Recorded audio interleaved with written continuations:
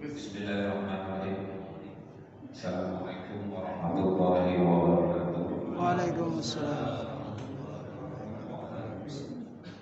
Innal hamdalillah nahmaduhu wa nasta'inuhu wa nastaghfiruh wa na'udzu billahi min shururi anfusina wa min sayyiati a'malina. Man yahdihillahu fala mudilla lahu wa man yudlil fala hadiya lahu. Asyhadu an la ilaha illallah wa asyhadu anna Muhammadan abduhu wa rasuluh. Allahumma shalli wa sallim ala nabiyyina Muhammad wa ala alihi wa sahbihi wa man tabi'ahum bi ihsan ila yaumiddin. Amma ba'd. Faqala Allah ta'ala a'udzu billahi samii'il 'aliim minasy syaithaanir rajiim. Bismillahirrahmanirrahim. Am hasibtum an tadkhulul jannah wa lamma ya'tikum masalul ladzina khalu min qablikum massatuhumul ba'sa wa dharra wa zulzilu hatta yaqula alladzina amanu mata nasrullah ala inna nasrallahi qarib. Amma ba'd. Wa billah, alhamdulillah, ini hari yang terakhir ya, malam ke-29 kita iktikaf. Allahumma taqabbal siyamana, Allahumma taqabbal qiyamana, Allahumma taqabbal sujudana, Allahumma taqabbal ruku'ana ya Rabb bi rahmatika ya arhamar rahimin. Alhamdulillah, di antara agama-agama yang ada di muka bumi ini, salah satu spesifik kekhasan dari Islam ini adalah dijadikannya Ramadan sebagai salah satu yang berfungsi menjadi bulan Syahrul Tarbiyah, bulan pendidikan. Tidak ada agama selain Islam yang ada 30 hari penuh workshop untuk membentuk umatnya menjadi pribadi yang terbaik di sisi Tuhannya, di sisi Allah Subhanahu wa Ta'ala. Salah satu tujuan kita berpuasa diantaranya adalah agar kita bisa bersabar.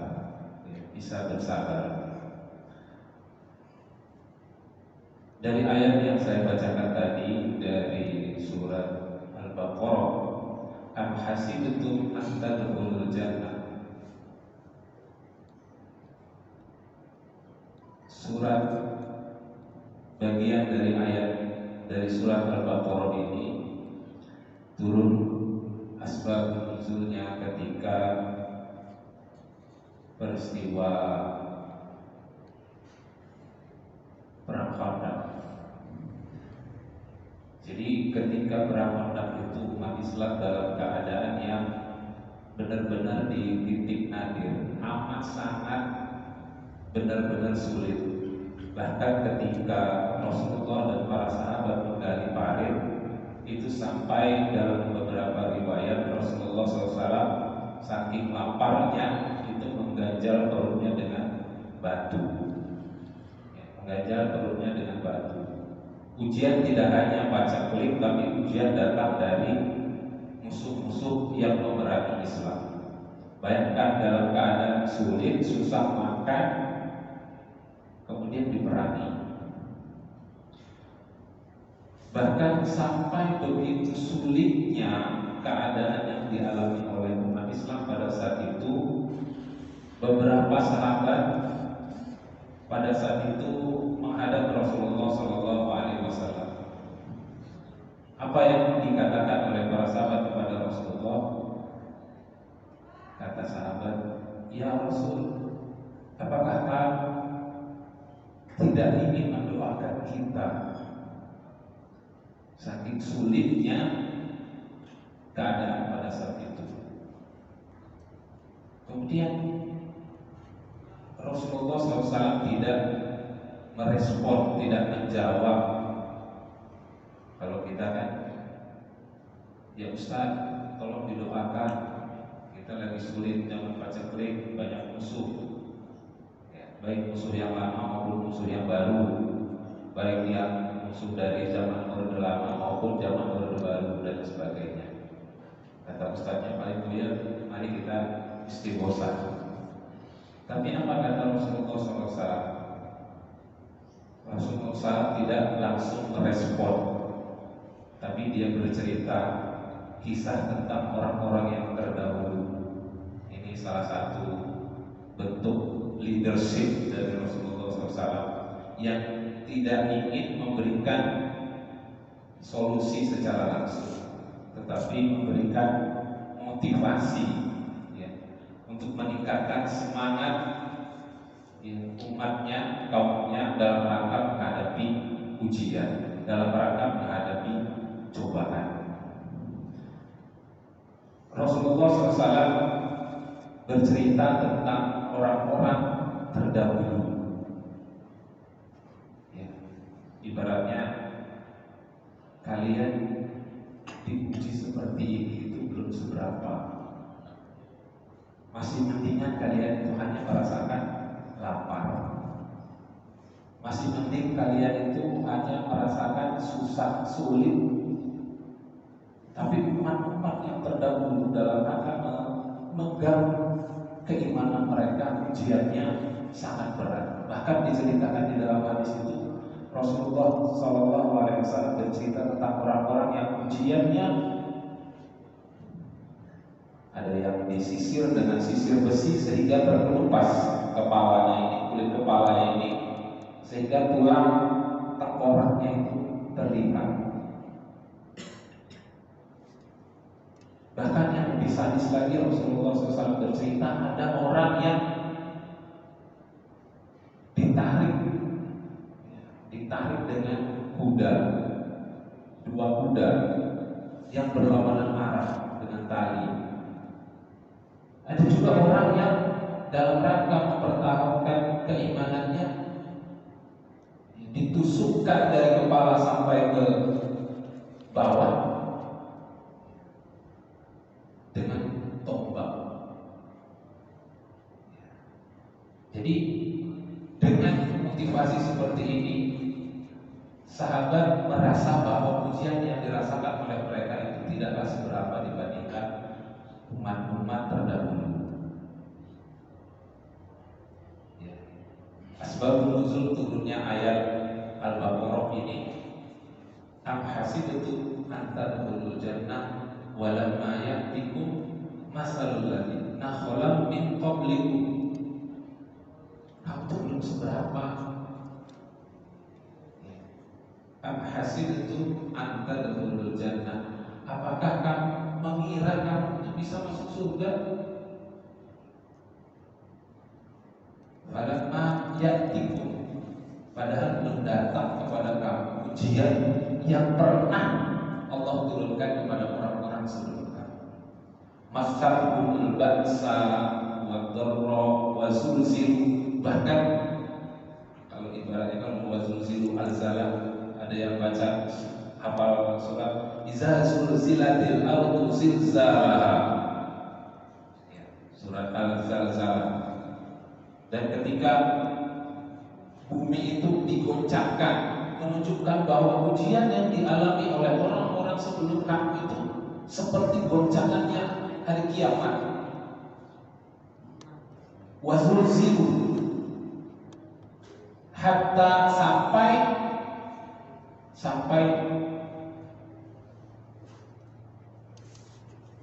umat-umat mereka terdahulu itu berkata kepada nabinya, mata nasrullah, kapan ujian ini akan selesai? Saking beratnya ujian yang mereka alami. Ala inna nasrullahi qarib. Sesungguhnya pertolongan Allah itu adalah dekat. Dan biasanya pertolongan Allah itu turun ketika tidak ada harapan lagi kecuali harapan kepada Allah Subhanahu wa taala. Jadi ini kuncinya, kalau harapan itu kita serahkan 100% kepada Allah Subhanahu wa taala, insya Allah doa kita, harapan kita, munajat kita itu akan dikabulkan oleh Allah Subhanahu wa taala.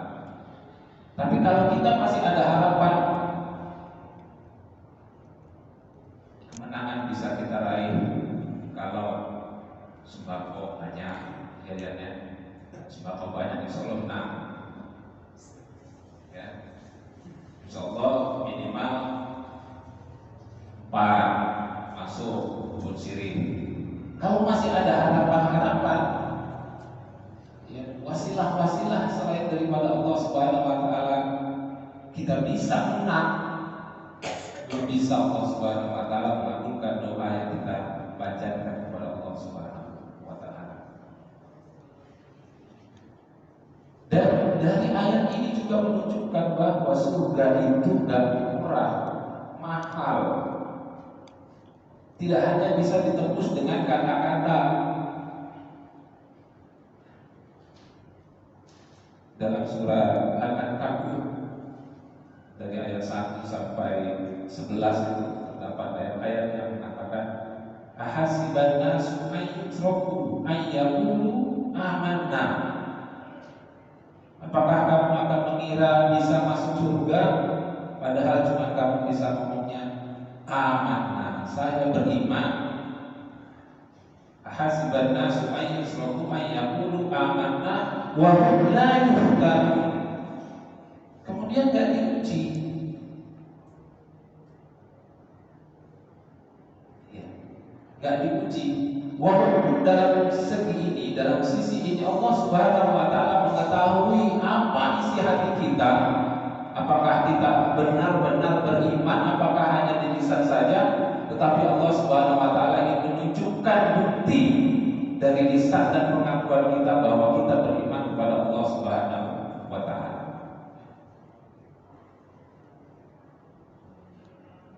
Wa hum la yuftanun wa laqad fatanna alladziina min qablikum.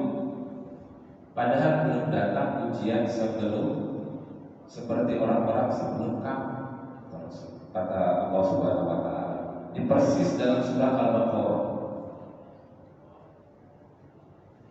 Apa fungsi ujian yang diberikan oleh Allah Subhanahu wa taala kepada kita yang mengaku orang-orang beriman? Ini tujuan dari ujian yang diberikan oleh Allah Subhanahu wa taala ini. Ada 2 tempat, 2 ayat di dalam satu surat Al-Ankabut. Wala ya'lamannallahu allazi nasadakum wala ya'lamannal kadhibin. Jadi ujian yang diberikan oleh Allah Subhanahu wa taala kepada kita itu untuk membuktikan, ya, kalau kita ingin membuktikan emas itu murni atau tidak, itu harus diuji 100%, 50%, 75%, emas 24, 23, ya. Ada juga emas palsu yang kelihatannya unik tapi bukan emas. Diuji dengan dibakar. Begitu juga dengan keimanan kita, itu akan diuji oleh Allah Subhanahu wa taala dengan ujian sehingga terbukti mana yang wala ya'lamunallahu allazi nasadaku, mana yang benar, mana yang wala ya'lamannal kadhibin, mana yang benar, mana yang kadhib, mana yang cuma ngaku-ngaku doang.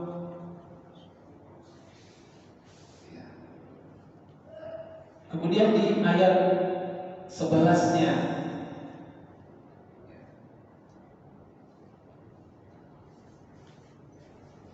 wala ya'lamunallahu alladziina aamanu wala ya'lamannal munafiqin.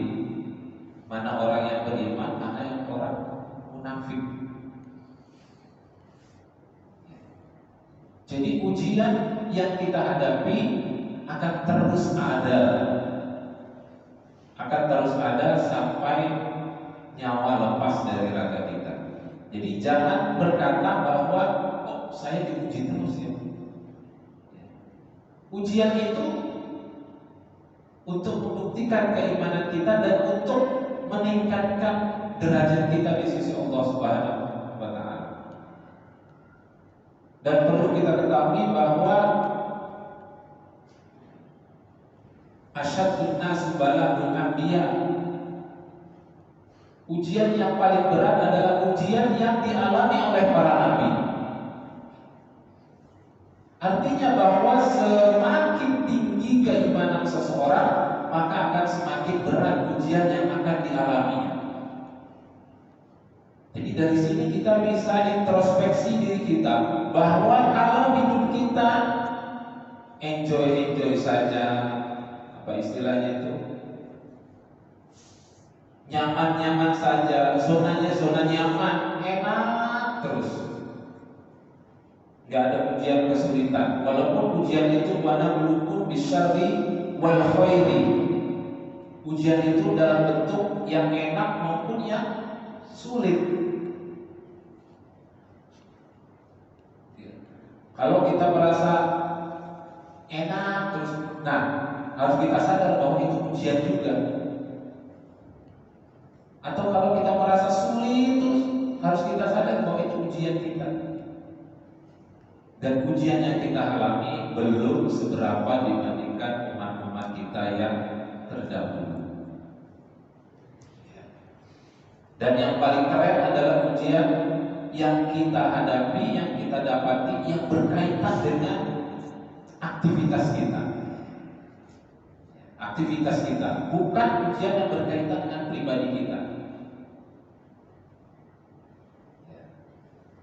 Yang paling keren adalah ujian yang dihadapi oleh kita yang berkaitan dengan aktivitas kita. Contohnya, kemarin kenapa gak ikut kajian? Misalnya kan, lagi ada tamu, pada tamunya cuma sebentar, datangnya telatnya lama. Nah ini ujian juga, ujian.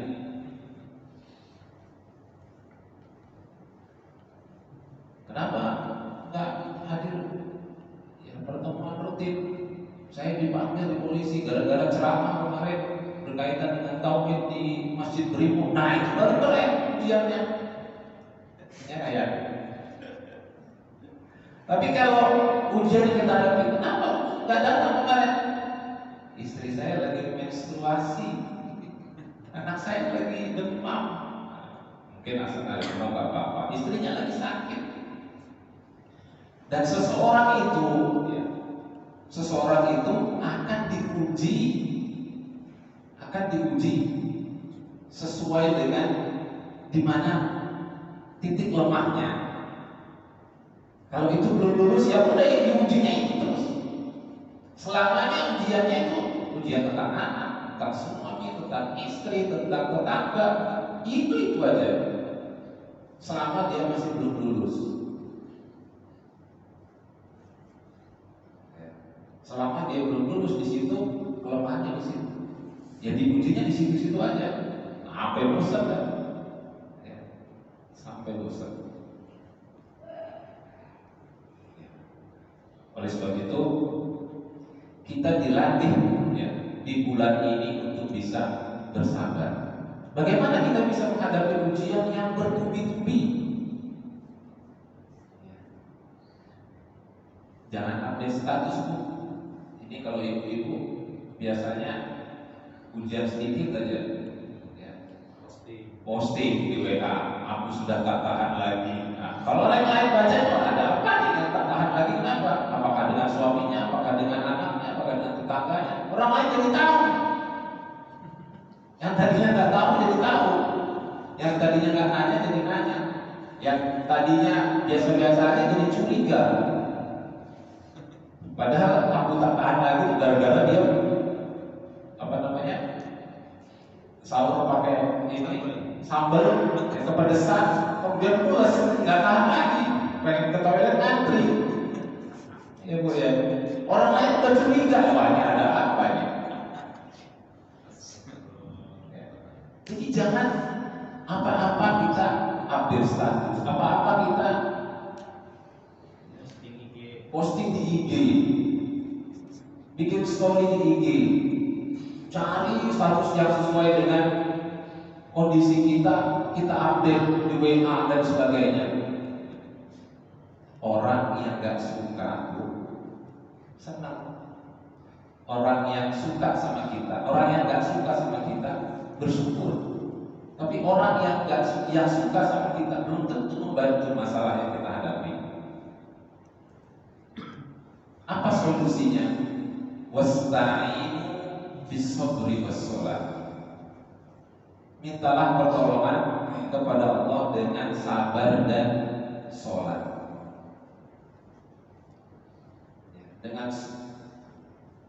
Dengan sabar dan sholat.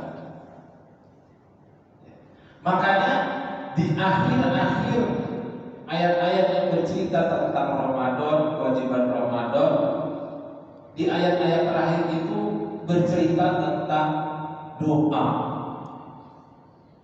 Apa bunyinya? Wa idza sa'alaka ibadi fa inni qarib. Ketika kita menjalani aktivitas berpuasa, kata Allah, kamu itu sudah dekat sama aku. Fa inni qarib. Ada yang bertanya tentang aku, maka katakanlah bahwa aku dekat. Jadi segala amaliyah yang kita lakukan di bulan Ramadan itu menjadikan kita dekat kepada Allah Subhanahu wa ta'ala. Wa idza sa'alaka ibadi fa inni qarib. Terus kalau udah dekat mau ngapain? Kalau udah dekat pejabat, eselon atau menteri atau caleg namanya. Kalau udah dekat caleg, orang yang berpengaruh mau ngapain? Ya manfaatin dong kedekatan kita. Ya, ada caleg yang goni, yang mampu, yang kaya. Ya, Pak, kita butuh DPC ini direnov. Termanfaatkan kedekatan kita itu. Ya. Itu apa? Tahu ya? Ada pejabat kita yang jadi anggota misalnya, dia bisa menggulkan anggaran. Ya Pak Ustadz, ini gorong-gorong udah sekian abad ya, belum diperbaiki, kita manfaatkan. Begitu juga fa'inni qarib, aku itu dekat kepadamu. Terus ngapain kalau udah dekat? Ya minta. Udah dekat ya minta, banyak doa. Fal yastajibu li wal yu'minu. Syaratnya cuma beriman, kita laksanakan apa perintahnya, insyaallah ya, permintaan kita akan dikabulkan oleh Allah Subhanahu wa ta'ala. Akan dikabulkan oleh Allah Subhanahu wa ta'ala. Momen yang pas di bulan Ramadan nih, ada waktu-waktu di mana doa kita lebih mustajab dibandingkan waktu-waktu lain. Terutama ketika kita sholat. Kadang-kadang kita sholat itu doanya habis sholat baru doa. Padahal sholat itu saat formal kita, saat resmi kita menghadap Allah Subhanahu wa ta'ala. Sholat itu bagian dari doa. Di dalam sholat juga ada doa. Jadi kita manfaatkan waktu kita menghadap secara resmi kepada Allah Subhanahu wa ta'ala untuk banyak-banyak berdoa. Kalau bisa, doa itu jangan setelah sholat. Setelah sholat itu banyakin zikir. Ya ayyuhalladzina amanu idza nudiya lis-sholati fas'au ila dzikrillah. Di sholat ya zikir. Nah di sholat itulah kita banyak berdoa. Walaupun nanti ada teknis berdoanya di dalam sholat seperti apa. Banyak minta kepada Allah Subhanahu wa ta'ala karena waktu itu adalah saat kita secara resmi menghadap kepada Allah dan saat posisi kita serendah-rendahnya. Makanya ketika sujud itu fa'aksarud doa, ya, banyak-banyak berdoa. jangan cepat. Jadi khususnya sholat itu jangan seperti ayam matok jagung atau matok beras, jangan buru-buru. Jadi bulan Ramadan itu menjadi bulan latihan kita untuk bisa bersabar, untuk menghadapi ujian yang lebih besar lagi. Kalau Ramadan kita menghadapi ujiannya bareng-bareng, puasa semua, gak makan semua, ya kan? Tapi kalau di luar Ramadan, yang puasa paling berapa orang aja, yang gak makan. Dan masalah yang kita hadapi biasanya lebih besar di luar Ramadan. Makanya di sini bersyukur kita sebagai umat Nabi Rasulullah SAW, Muhammad SAW, kita dianugerahi bulan terbaik, bulan berkah, bulan sahur tarbiyah, bulan pendidikan, di mana kita bisa melakukan workshop. Beda kalau training sama workshop. Kalau workshop itu pelatihan langsung dikerjakan, langsung diaplikasikan. Kalau pelatihan ya pelatihan, besoknya belum tentu dipakai. Tapi kalau workshop kita latihan, ya itulah yang akan kita lakukan. Jadi di Ramadan ini kita melakukan workshop. Mudah-mudahan kita lulus di bulan Ramadan, lulus juga menghadapi masalah-masalah di luar Ramadan. Makanya aktivitas kita ketika Ramadan jangan apa? Jangan hilang. Makanya sering ustaz-ustaz kita mengingatkan jangan jadi hamba Ramadan yang ketika Ramadan tilawahnya rajin, di luar Ramadan tidak ada lagi tilawahnya. Di Ramadan infaknya rajin, di luar Ramadan hilang bekas infaknya, dan seterusnya. Oleh sebab itu mudah-mudahan, saya juga nggak bisa lama karena mau cukup. Mudah-mudahan Ramadan ini menjadi Ramadan terbaik bagi kita. Amin. Amin. Amin ya Rabbal Alamin. Sehingga bisa merubah status kita. Mana Pak Supri? Ada. Status kita. Iya, ketawa berarti kan begitu. Bisa mengubah status kita. Ini mengingatkan ceramahnya Ustaz Dim kemarin, walaupun saya nggak datang, yang bisa merubah status kita sehingga bisa lebih baik, bisa lebih maju, bisa lebih sabar, bisa lebih taat, bisa lebih yang baik-baik. Allahumma amin. Ya Allah, mudah-mudahan Kau menerima segala aktivitas kami di bulan Ramadan dan menjadikan kami orang-orang yang bertakwa di sisi. Amin amin ya Rabbal Alamin. Billahi taufiq wal hidayah. Wassalamualaikum warahmatullahi wabarakatuh. Waalaikumsalam.